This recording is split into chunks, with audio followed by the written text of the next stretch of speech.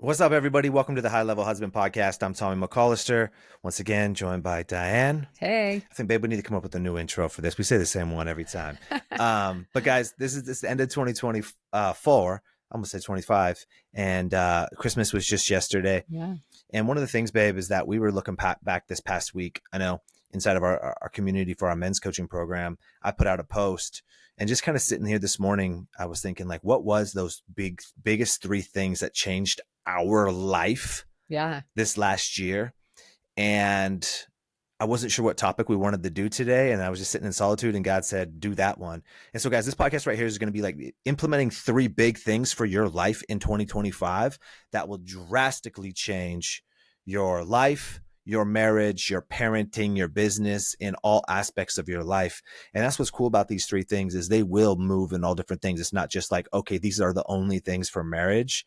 They're also for every aspect of life. Mm-hmm. And so I think one question we will pose to you guys just to start this off before we get into those three things that changed our life and share the testimony of like how it worked for us this year is like, ask yourself, like, what was the three biggest things that changed your life last year?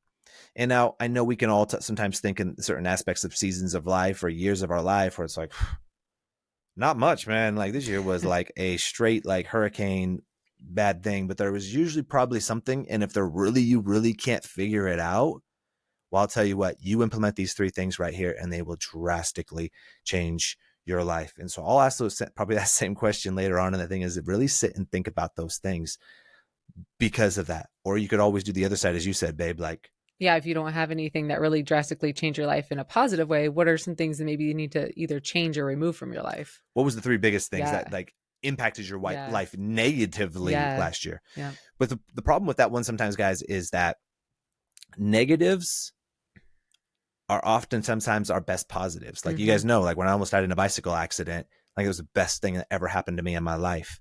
Like we have a friend in our life, and I'm going to touch a little bit on that because it plays a part into the three biggest thing this year. Like went from being a very successful businessman to his business is being really, really squeezed.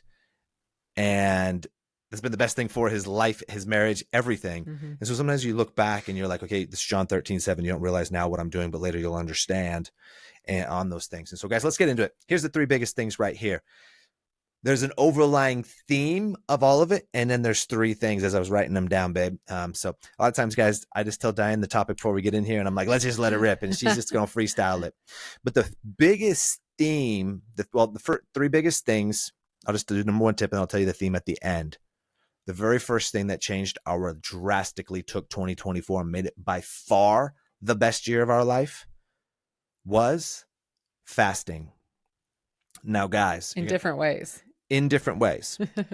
We fast pretty regularly from food and things like that. I could be a lot better at that. And this is not, no, I'm trying to get my intermittent fasting for my, to get autophagy in my body and things like that. Cool. That's an awesome benefit of it for physical, but we're talking like spiritually fasting. Because I often talk to people and they're like, well, I already fast. Like I don't eat my first meal until 3 p.m. I'm like, but you're doing it not for spiritual reasons. Right. You're just doing it for other health reasons. So it's not like a sacrifice for God. And that's the point of a fast is like, it's a sacrifice for him to like really challenge and stretch you, to show you to lean on him and all of those aspects.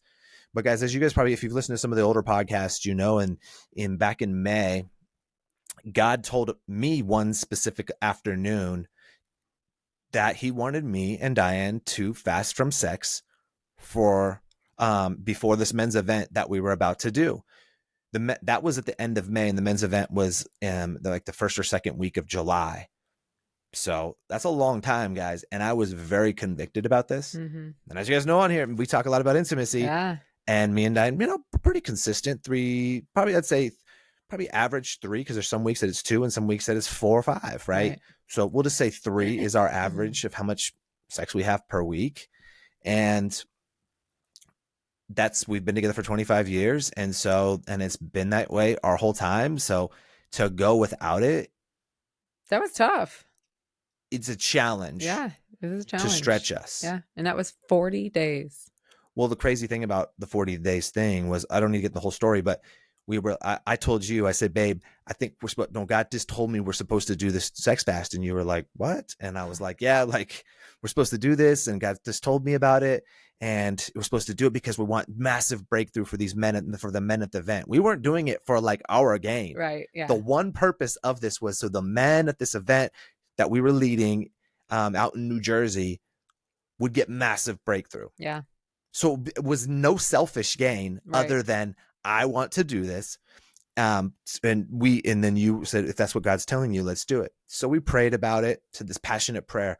But then at the end of the prayer, I said, babe, let's look on the calendar and see how long it is. And to the event. And it turns out it was 40 days. Whereas we know there's so many things. Jesus came back after he rose from the dead for 40 days. Jesus was fasted in the desert for 40 days. There's so many different 40 days. And we were like, that's insane. And so no selfish reasons, just wanted impact for other people to serve. And those are probably like the longest 40 days of my life. Mine too. So many blessings from that. And I don't want to get into all the blessings of it, like what happened between our relationship, right? But a lot of blessings in it, like for emotional intimacy, to desiring each other even more, to realizing how we can lean on God for strength, for areas that we were realizing that we were weak and maybe we needed to improve on all of that.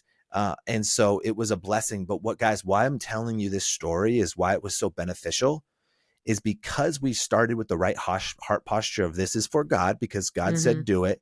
We were obedient. And then third, it's for other people, not for our own gain. That God said, I have something for you at the end of this. Oof, and boy, did he. And I personally, I remember we had been, because you guys know we love going on quality time walks. At that time, we said, man, like,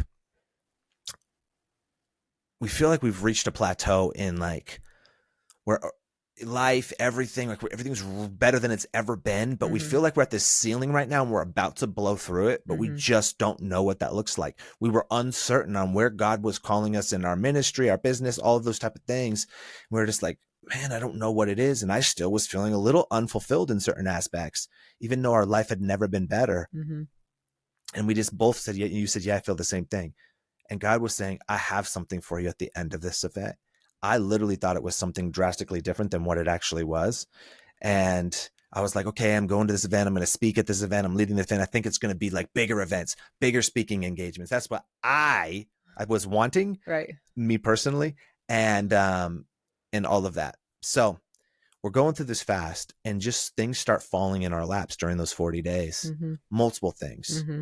We live in Vegas. God brought us here for a reason. And believe me, Vegas was not on our radar. There's been times we've tried to leave, even though we love it here. And God's like, no, I brought you there. You're staying. And he just started dropping other pieces of the puzzle in our life during those 40 days. Different connections, just so many different things. Yeah. One of the biggest ones was like us starting to draw a friendship with Ryan Pineda. And if you guys don't know Ryan Pineda, look him up. He's a big kingdom guy, big business guy. But I'll tell you what, he's really about that life kingdom. And I know some guys who act like they're about the life kingdom with some hidden agendas. He's about that life kingdom. And so that's why I respect him tremendously. He came into our life. And so during that fasting season, things started going, starting changing. Well, our finances have been good, but we felt like there's so much more that meat on the bone. I don't love business. I love ministry. I love podcasting. I love all of that stuff.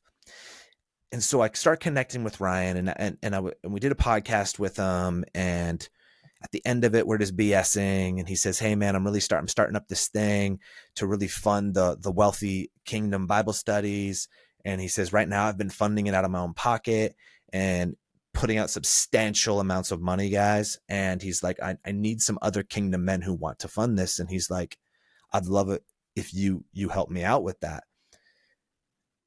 My agenda going into that podcast was like, oh, me and Ryan, we're going to be buddies. Like we're going to hang out. I'm going to be part of his Bible study and things like that.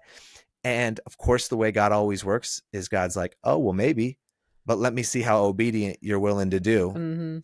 And Ryan says, and here's what that looks like, not to be his friend, but to like help fund this. And he gave us a number that was very big of like to help fund that. And in that moment, that was a stretch for us. And he says, I don't want this replacing any other tithing in your life or anything. I want this to be on top of it, if that's what it's going to be. And I was like, man, I'm like, I don't know if we can do this. But then I was like, but I know God during this fast has brought Ryan into our life. Yep. And just knowing God, he wants to see if you're obedient. If who can be trusted with little can be trusted with many. Well, Ryan was, to a certain extent, a stage ahead of us in certain things, and can your alignments determine your assignments. And I was like, all right, God, I'm going to be obedient to this. So not only were we already tithing, we then now started tithing to this ministry on top of it, which was a substantial amount of money. And I'm not saying that's like bragging, guys. I hate even saying that, but that's why I'm going to lead into the next tip. No, it was stretching us. And sometimes people don't realize that you have to stretch yourself and put that trust in God for him to know that he can trust you with other bigger things. You have to start with some things that you're uncomfortable with. It's always something you're uncomfortable with. Will you be obedient and fast? Will you be obedient with your tithe? God doesn't need your money. He wants to see if it's an idol or if you have limitations, because God is a God who says, I can do immeasurably more than you can ask or imagine. Your marriage doesn't need to fight. Your finances don't need to be broke. You don't need all these other things in your life that people live with so many limitations. Often they say, well, just financially in my life right now, I don't think it's a smart thing for me to do. Dude, when has the Bible ever been smart? Peter walked on freaking water, guys. Show me how that is smart in the middle of a storm. And hence the biggest thing you said was, I don't think it's a good time. You know, that's what people say, you know, well, it's not about us, it's about him. Exactly. And so that leads into the second tip. And I'm going to finish the story because it just bleeds in together. The second tip is tithing. I think the stat is 4% of all Christians tithe at 10%. 4%. Wow. That means less. That means out of all the other Christians, less than that. That's 96% of the people who don't even tithe that. Imagine that. And then they're wondering why their finances suck, or their marriage sucks, or their health sucks, or life, all these other things. But it talks about in the Bible, give your finances to the Lord and your barns will overflow. And that's not always just financially. Other areas of your life will overflow. He needs to see that you trust him, because this is all his. We recently helped a friend out financially. This is starting to make me sound even to help him. And he was like, dude, I can't believe you're doing this. I said, dude, it's not even my money, bro. Like, this is God's money. So if I just store it up for myself in barns, like the guy did in the Bible, he said, oh, what am I doing? I have all this money. Let me build a bigger barn. The guy like died the next day. I can't remember the full portion of the story off the top of my head, but it was like, dude, this is God's money. Right. This is God's podcast. He gave it to us not to hoard it, but to share and be blessing to other people. Diane's God's daughter. She's not mine. Right. My kids aren't even mine. They're God's. Everything we have is God. He's just given us dominion over them to be able to do it, but it's God's kingdom. We're just a part of that out there ruling for him on those things. So the second tip is tithing. When you start doing that, I promise you, and I'm going to tie another story into this really quickly, or here shortly, that's going to blow your mind. So in this middle of this fast, we start tithing at now, which we were already at 10%, now above that. And it was stretching us like money. We were like, dude, we don't necessarily have this. No. Yeah. This is like coming out of savings, not out of like extra. And we live a simple life. So it's not like, oh, hey, I have to get rid of the Lambo and I can't go to Barbados every other week. No, like this is like coming out of savings, and we live a pretty simple life. And so we equally yoked, agreed on it. And decided to do it. When I was on the call with his team figuring all this out, Diane was on the call with me, guys, equally yoked. I agreed to it because I already kind of had her blessing, but she was on the call.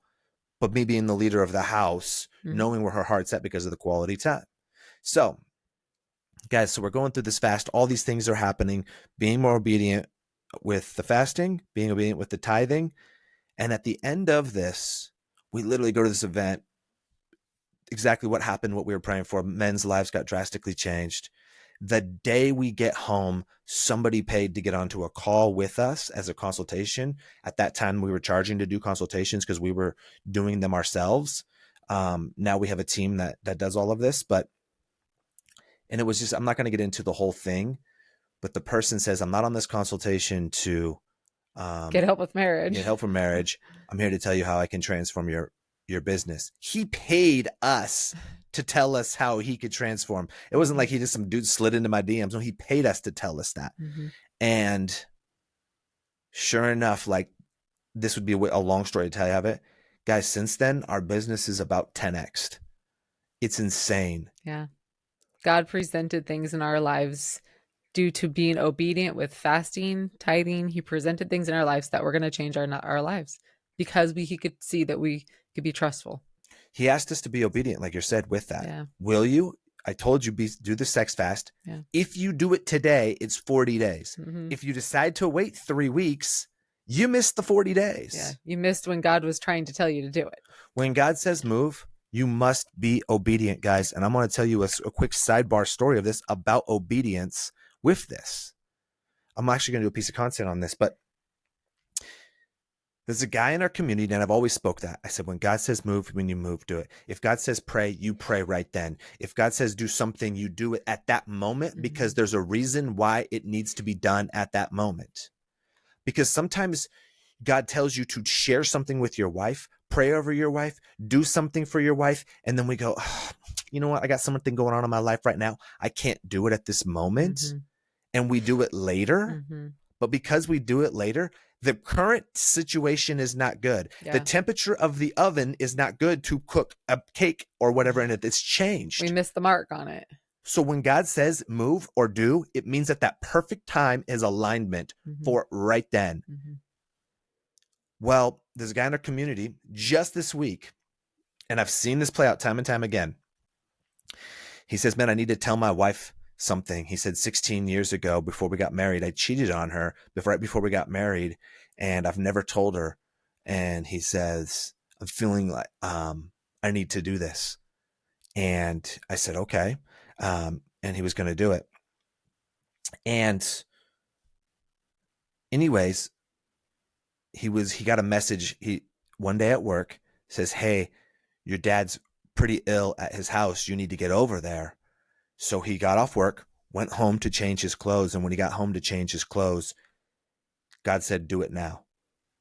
And he's like, dude, I got to go to my parents' house right now. Like, dad might be dead when I get there. And God said, do it now. God's not going to let your dad die. He says, do it now. Just as when Jesus was on the way to go heal, was it Jairus' daughter, and the lady who had been bleeding for 10 years came up behind him and touched his cloak. He stopped and kept talking with her, started talking with her, right? We don't have time for this stuff right now. We got to keep going to Jairus, right? You know what I'm saying? But he stopped to do these things, right? Because he knew it would be okay when they got there. Same thing. He's not going to tell you to tell your wife right now, and then your dad's dead when you get there. He's like, this is not opportune. And it was perfect. He tells his wife, it goes amazing, perfect, emotionally perfect, everything. It played out as better than he could ever imagine. But if we don't move in that obedience at that moment and we wait, maybe, we were just talking about this on a walk last night. Yeah. Maybe his wife, his hormones are off because she's on her period the next week. Maybe her boss yells at her that day. Maybe the kids have been hard. Maybe the temperature isn't right. She saw something on social media that had her in a frustrated mood, that then you go to tell her and it just doesn't get received the way it's supposed to get received. But because God said, go now, and you do it right then, he knows her heart is primed for that moment. Or he knew if we took him up on that offer on that Sunday to do it, it would be 40 days and he had all these blessings for us. Yeah. But had we said, let me pray on this for about a week, God. Like, let me pray on it. Think about it. Yeah, it's like, yeah, pray. But you know what you can do? You can pray right then. Yeah. Guess what? Go read Nehemiah. It literally says he's talking to the king, and the king's like, what do you want to do? And Nehemiah says, I prayed to the Lord, and then I told him I want to go rebuild the wall. In that moment, he's praying to the Lord. In midst of the conversation, it didn't say the king asked him and then he went away for 3 weeks and then came back because he had prayed to the Lord and brought it to him. No, it says in the midst of the conversation, he's praying to the Lord. That's why the Bible says never cease praying, right? And so in that, of those things, it just goes, do it, make it happen. Yeah. God says, let it happen now. He did that with us. Now that all these opportunities are falling into our life, I'm going to show you how some dominoes kept falling. Then our business radically changes because of obedience and tithing now. I'm going to get to the third tip in a minute, but we had spent insane amounts of money on businesses, coaches, and all these other things. And guess what? No dollars were made off of that. Yeah. Because God was showing me I am the ultimate business coach. You're not ready for that. And when you're ready, I will call you and I will do it in ways that are supernatural, that are not of this world. Yeah. But stop listening to Alex Hormozy, stop watching YouTube, stop focusing on all the things and secular books of the world, because that may be working for them, but I have a different plan for your life. And because I have a different plan for your life, nobody on this earth is going to be able to tell it to you unless you convene with me and you do it my way first. And that's exactly what happened. 10x our business. Well, then what do you think happens with 10x our business? We probably went on trips around the world. We bought a Lamborghini and we moved to Beverly Hills. No, guess what? None of it. We just invested more into what? The kingdom. Blessed other people and things. And I'm not saying to brag. I'm telling you, that's the whole purpose of making more money, is to use it to create more disciples. You're right. We spent pretty much none of it on ourselves. Not much. And it's crazy. And here's the thing, guys. So the obedience, first and foremost, to the fasting, then to the tithing. Then he changes that, right? Well, then we start going through this year. And in the midst of the summer, I tell a friend of mine who's just been getting, like I said, hammered financially. Even though we had multiple successful businesses, they're the ones doing it the other way around. God bless them. They're conforming to the patterns of the world, even though they're believers, watching church online from time to time and praying a little bit. That's it. Right. That's about the lukewarmest as you can get. You're barely scratching the surface. Are you saved? Probably. But at the end of the day, you're doing nothing for the kingdom, right? And guess what? They're taking trips around the world. They're buying multiple pairs of $500 sunglasses. They're like shopping all the time. They got all these new cars. They're like doing all of this stuff, and their life is getting worse. And then God puts them in the vice and says, I'm going to scroll down on your finances here until you can turn your eyes to me. And then I started watching it happen, and they went through it. They went through, and still to a certain extent are going through a breaking season that is very, very, very, very difficult. Yeah. But I'm watching their marriage grow. I'm watching them personally grow. I'm watching their health grow. I'm watching their businesses grow. I'm watching their faith grow. I'm watching their friendships grow, all that stuff. And I told them, here's what will happen. But I said, I had been inviting him to our Bible study for 18 months. You know what he wasn't doing? Being obedient and coming. My Bible study is for high-level men, high-level entrepreneurs who are wanting to take to territory in the smoke. Guess what? He didn't come for 18 months. Missed out on so many connections and different things that could have changed the trajectory of everything in their lives. 18 months earlier, that he was just investing more money, stress, watching pain come, because they wouldn't do what God was telling them to do. Seek the kingdom first. Matthew 6:33, seek the kingdom first. And I kept telling him, dude, seek the kingdom first. And then I finally told him, I said, dude, you need to do these things. And I said, you need to stop watching Alex Hormozy. You need to stop watching YouTube. You need to stop having secular mentors in your life. You need to remove all these people, and you need to seek the kingdom first. Guess what? He did. Guess what? Because of that, because I fast, guess what happens? Like I said, we start getting close with Ryan. Guess what? Now, Ryan, I'm in this group of other people who are helping fund the Wealthy Kingdom. Guess what? I meet another guy in there who just decides to start coming to my Bible study. Dude's amazing. Guess what? He randomly brings a friend. Can I bring a friend? I said, sure. This friend he brings blows my mind in his wisdom in all aspects of faith, things he's been doing, all of that stuff, business. Guess what? This same guy joins our Bible study the same time my friend finally tells God, I finally will seek you first. I'm finally ready to surrender. And this guy is the guy that's turning around the other person's, not my friend's business. He didn't get it from Alex Hormozy, secular YouTube, anything like that. He got it because he was obedient, came to the Bible study. But if I don't go and we don't do that sex fast, and we don't do the tithing at those new levels, I don't meet these other guys who then don't come to my Bible study, who then don't come and change my friend's life. All through obedience and tithing, right? Well, guess what? All of that is mind blown. Well, guess what's happening at the end of this? The third tip, which we're about to tell you to do, solitude. And I know when I tell you these, fast, tithing, and solitude. So you mean you tell me to fast from sex, or you fast from food? Whatever God tells you to fast from, do it? Yeah. That doesn't sound fun. You mean I'm supposed to give more money and I'm broke right now? I can't do that. And then the last one, sit in solitude. You mean I don't have time for that? I'm busy. I got 4 kids and I got this crazy life. Yep.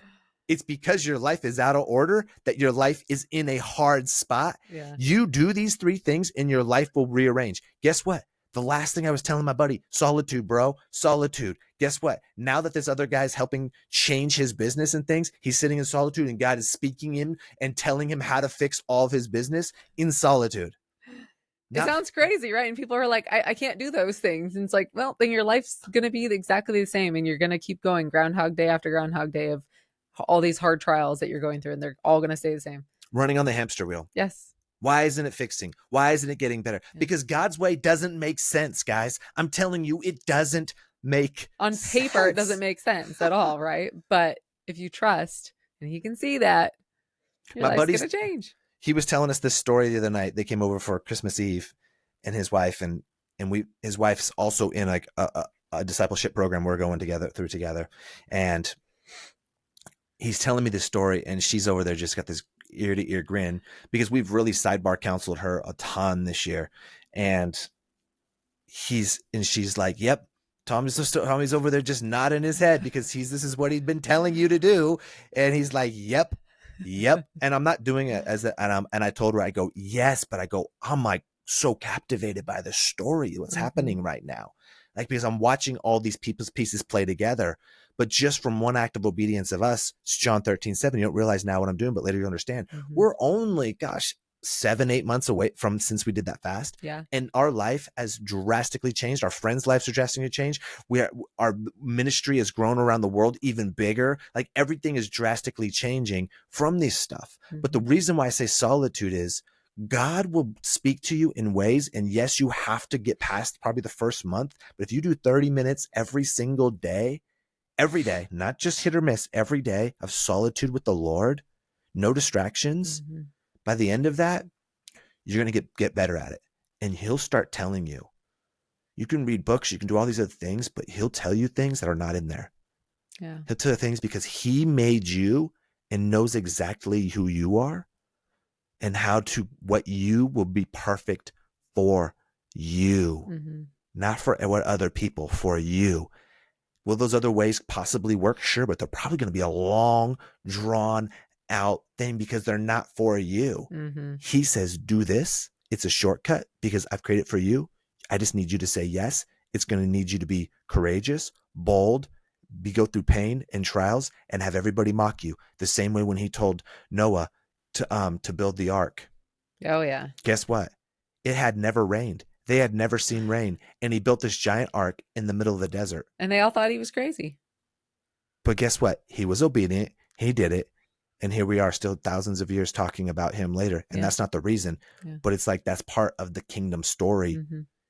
It never makes sense, guys. Fasting, tithing, and solitude. You sit in solitude. 1, you get to know God so well. You'll yearn for him. And 2, he'll give you so much information. And it's not always just like this where he's just talking. You get to understand how to hear his voice. Or sometimes you're just sitting there and it's just so peaceful. And then when you get done and you happen to listen to a book or somebody else will say something and you're like, what'd you say? And God's like, yep. Because you're 30 minutes of obedient solitude with me just now, I just spoke to you through somebody else. And you're like, huh? And then it's the thing that was missing from your life. Guys, I'm telling you, I'm watching this play out. Just last night in bed, God was blowing my mind with a framework that he's developing right now inside of me. And I'm like, where did this come from? Like, it's insane. I'll share that with you guys eventually, but I'm like, I'm seeing things and I'm watching things come together that I'm like, I feel like the smartest dude in the world right now. And believe me, guys, I'm like, I ain't that dude. You know? And I was just like jotting it all down. But because I had done prayer and I had done solitude in that moment yesterday, right in it, and it led straight into it. And it was just downloading it all, guys.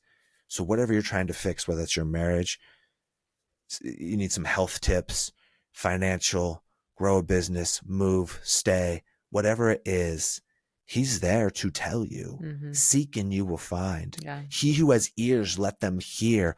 Most Christians don't have ears to hear because they go to church to check the box and then they're in the secular world the rest of the time. But if you have actual ears to hear and you're seeking the word, you're in the actual solitude, you're going to get so much info and wisdom. You will literally only need to work a couple hours a day, because those couple hours a day you work will make you so much money and impact the kingdom so much that the rest of your time will just be seeking the Lord and seeking mastering yourself in your marriage and your kids and your friendships. And it'll just be play out so wild.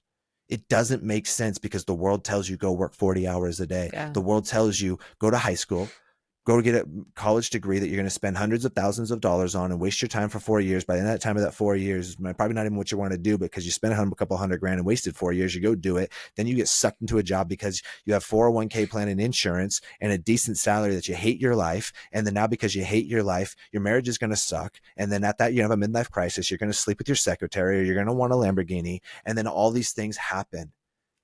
I'm telling you, that's not God's plan. Show me where in the Bible it says work 40 hours a day or a week. Yeah. Doesn't. It says none of that. That's a man-made thing. Mm-hmm. There's a difference between work and ministry. Mm-hmm. Well, I don't have time for solitude of God. Well, why did Jesus? I promise you, Jesus was far more impactful with what he was doing than whatever you're doing, and God bless you. But he has solitude for God. Mm-hmm. Guys, and so I want you to take a peek, and I want you to sit in solitude. And because guys, I teach this to so many people that are like, man, it's so hard. I can't shut off my brain and all these other things. It takes time. It takes a little practice to do it. Yeah, that's why I say like a month, but you just got to keep doing it. Yeah. And then that's typically what I see is about 3 weeks to a month. Somebody goes, dude, something I just heard. And then it blows their mind, and then they want more of it. Mm-hmm. But if you give up after 2 weeks, 10 days, 5 days, you'll never get there. You have to keep going. And then 30 days. And imagine if you did that for 30 months. Like, dude, I'm promising you guys, you do these 3 things next year, fasting, typically that is a food fast. And do it. We do it. I know I do it. You do it 1 day a week. I do it twice a week.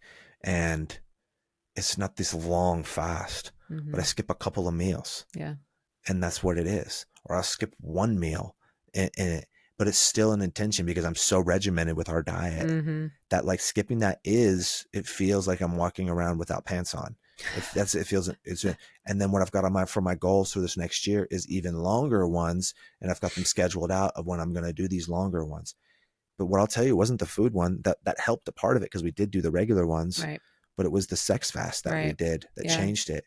God will tell you what that is. Yeah. We've talked to people who said God told them to do a sleep fast, and they didn't know why, but then they found out they were about to have twins. And God said, I wanted to show you that through a sleep fast, that you could depend on me and not depend on only sleep. Yeah. And so it's like, whatever he calls you to, you have to be obedient, and be obedient to it ASAP, but pray in that moment. And then secondly, guys, you have to tithe. We have to be a joyful giver. It is hard. Like I said, we gave out of the savings, right? Yeah. But there was times we tithed, babe, where we didn't have really any savings, and we still tithed. It didn't make sense. Yeah. Our buddy, who we just told you had this massive breakthrough, it came down to him paying the light bill or him tithing, and he tithed, and he's seeing this breakthrough, guys. Yeah. But it's in wisdom. It's not necessary. It's not just financial. Right. The wisdom is what will bring that. God will bless you in whatever way he knows that he needs you to see. Exactly. And so it's tough, guys. When God's breaking you, good things happen. And I'm putting out a post probably tomorrow, and it says this, guys. It says hardship combined with the Holy Spirit will take an ordinary marriage to an extraordinary marriage. And then I put Romans 5:3 verses 3 and 4 in there. We rejoice in our sufferings, knowing that suffering produces endurance, and endurance produces character, and character produces hope. And so, guys, sufferings isn't a bad thing. So if he's taking, like my buddy, he's stoked, like beyond, like he just won the lottery. Has nothing to do with finances, but he's figuring things out in his life. Yeah, breakthrough. He's getting breakthrough. And like I said, he was just struggling with to pay his light bill or this. And here's a dude who was just last year went on probably a $30,000 to $40,000 vacation to Rome. Like, so it's a big difference. And you're saying, well, he's just been a poor steward of his money. Yeah, in certain aspects, he has been. But it's because his life wasn't eyes on Christ. Guys, you must do these 3 things, and your life will change. your life will drastically change. You have to do things God's way. Yeah.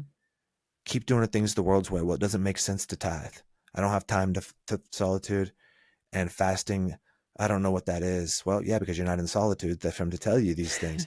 Or you're not obedience with your tithing. What do you think you're going to do with your fasting as well? It's like you make excuses. Mm-hmm. There's not one person I've met that cannot do any of those things. The Yeah. widow in the Bible, the poor, I think she was a widow, gave all she had, cents.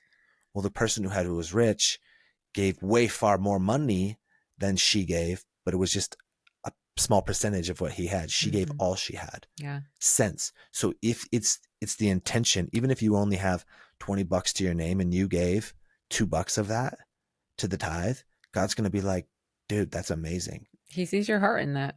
Most people say, well, I'll tithe when I can, when I have a $2,000 check. Are you going to give 200? The answer is no, because you're going to go, well, that 200 will help me get to $20,000 in my bank account. And then when I get to that, are you going to give $2,000? Mm-hmm. It's always when I get here, when I accomplish this, it's, it's always when I do something. Always. It's do it now. Do it now. That was my buddy's line when I would always challenge him on tithing. And he'd say, well, dude, what I really feel like is I can just invest in my business. And when I invest in my business, I can get it to a level that's like really, really massive. And then imagine the tithe. I'm like, well, if you're not obedient with your where you're at now, you're not going to be obedient with then. Mm-hmm. And then now God had to take him down to nothing to say, are you going to be obedient now? Mm-hmm. Because I knew your heart wasn't going to tithe when you got to that big level. Yeah. Are you be obedient now? Let me see it. Yeah. Show me. And had to get his heart broken to get to there, guys. Yeah. And so that's where I'm challenging you guys to do these 3 things. They will radically change your life and take you to places in life you never knew was possible. God can do measurably more than you can ask or imagine. But it's never going to be through the yellow brick road and ice cream and cake and just easiness. But that's okay, guys, because hardship is what produces character. Mm-hmm. And I'm telling you, that character is what will produce hope, because when you have all of this, good things happen. So do those things, implement them, and watch your 2025 change. But they have to be consistent, guys. Mm-hmm. So if you want, subscribe to this channel. If you're listening to any of the other, please drop a 5-star review. If you want to join our coaching program, click the link below, and we'll go from there. So we love you guys. God bless you. Peace. Bye, guys.